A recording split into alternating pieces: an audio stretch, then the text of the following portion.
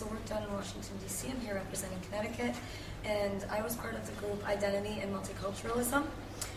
As my colleague said, the point of this conference is to make our voices heard, because there are Italians all over the world, not just in Italy, and these Italians need to be represented, particularly young Italians who are the future. Without young Italians, we cannot continue the identity and the culture, because we, like he said, are those ambassadors, we are those mediators, we are those carriers. If we don't transmit this culture to future generations and spread it amongst our own culture, the Italian culture and the Italian identity not only will change and morph, but it will also morph from what it actually truly means to be Italian into something that could possibly disappear.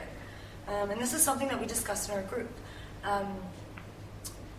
First, what we did was start with what is l'italianità, what is it to be Italian, and since every country has different, let's say, components of this that they've taken from general Italian culture, we could not specify, for instance, if you eat this kind of food. But what we did was we came up with the general components and came up with more of a general definition regarding these components. Secondly, we also, I guess in terms of big themes, we came up with some proposals, and they basically fall into three groups.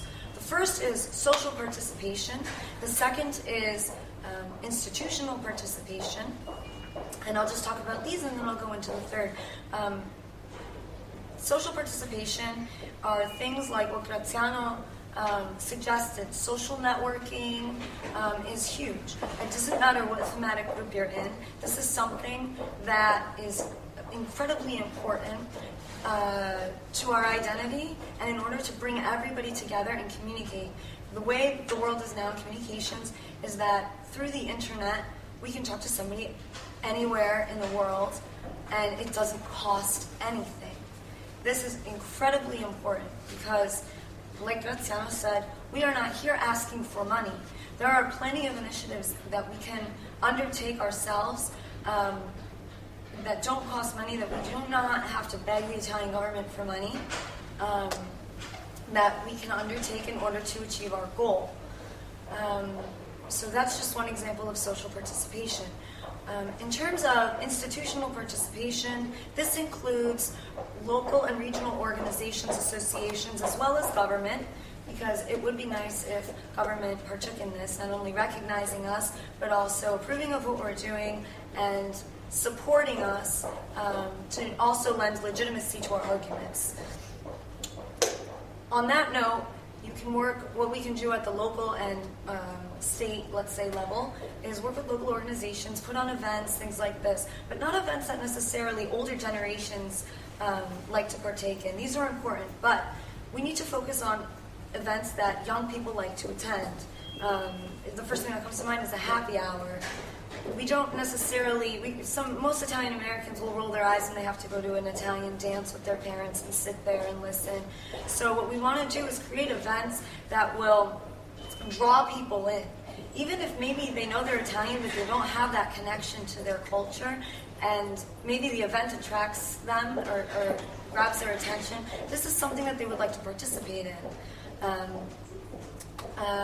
Thirdly, the last one is to promote, to change the image of Italians and Italian Americans specifically, which is what we're speaking about here as United States, because, so I'll just talk about those stereotypes, I won't talk on the international level, but particular to the United States, there's a problem with stereotypes, and when you say you're Italian, some people will automatically think that you're in the mafia, or, you know, there's various other stereotypes that come along with it. You'll need pizza and pasta, whatever it may be.